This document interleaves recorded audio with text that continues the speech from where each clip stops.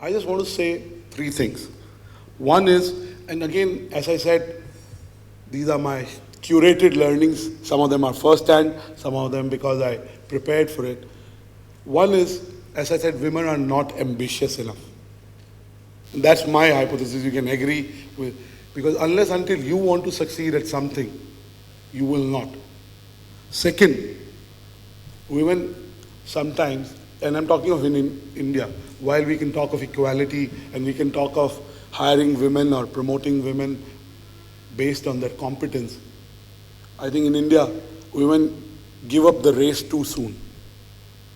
They start thinking about having a family and baby, which makes them really step back. And they start thinking about it really early. And when they start thinking about having families and having responsibility, and they step back. And when they step back, they don't get enough big positions. And when they don't get enough big positions, they don't get a real reason to go to office. Because unless until you find your job, whatever you're doing, really rewarding, you won't enjoy the pressure or the negatives that come with it. And third, dare I say, that women sometimes don't get partners who are their real partners in life. Because if you look at the US, you look at India, a woman ends up doing probably 3 jobs. More women who have children end up spending more time at work, as well as at least 2 times more time at home. So actually they're doing 3 jobs. So what they need to do is to find a real partner who really helps them take on an equal load. I think in India that is missing. So you're right, when you talk about sensitizing leaders, it's the men who need to be sensitized. And again, I'll talk about entrepreneurship. When I look around, when we talk of women leaders, there are about 15% leaders that make it to the top. But when we talk of entrepreneurs, a new data shows that about 22% of the women that enter entrepreneurship, only 11% of them sustain. And when 22% is the absolute percentage vis-a-vis men. But out of the 78% men that enter, about 60% sustain. So why? The base may be small, but it's 50% of the women drop out being entrepreneurs.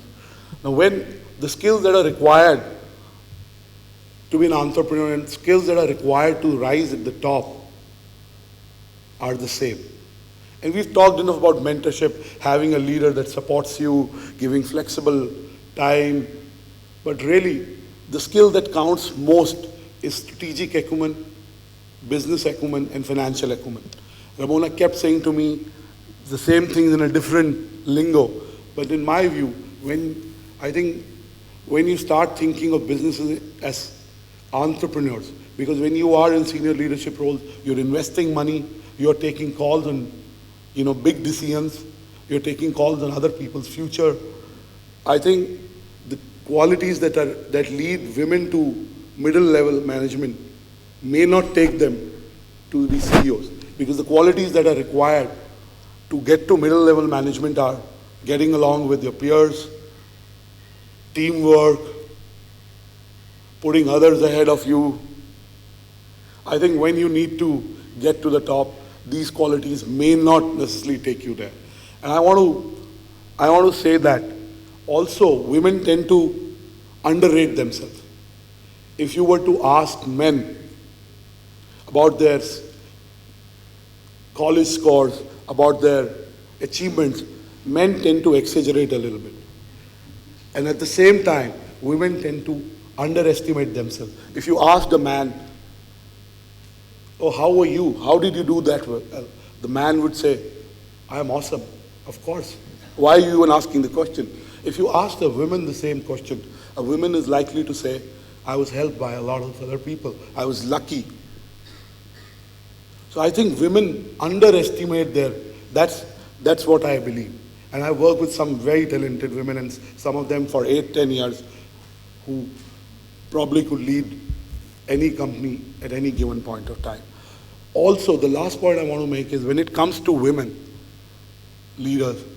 Some of the qualities that we associate with men leaders, but if women leaders, while we talk of parity, have the same qualities, we don't like them. We don't want those qualities. For example, when there are people, there will be dynamics and we call it politics. But when there is a women leader who is able to navigate dynamics better, we tend to see women as negative, whereas we tend to see men as competent. Also, women try to be very likable, very, when they grow, they tend to be likable, whereas men are ruthless. So I think a woman has to work twice as hard to lead than a man, because women want to be likable. They want to be genuine. I'm not saying you don't have men like that, but I think the same qualities that you accept in men for being a leader, you detest the same qualities in women. And that's from personal choice, from personal observation. So these are the comments that I wanted to make, and I want to end it on a lighter note.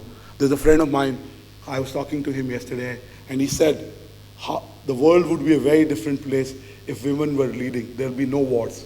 You know what would exist? There'll be just 2-3 days of not talking to each other. Thank you.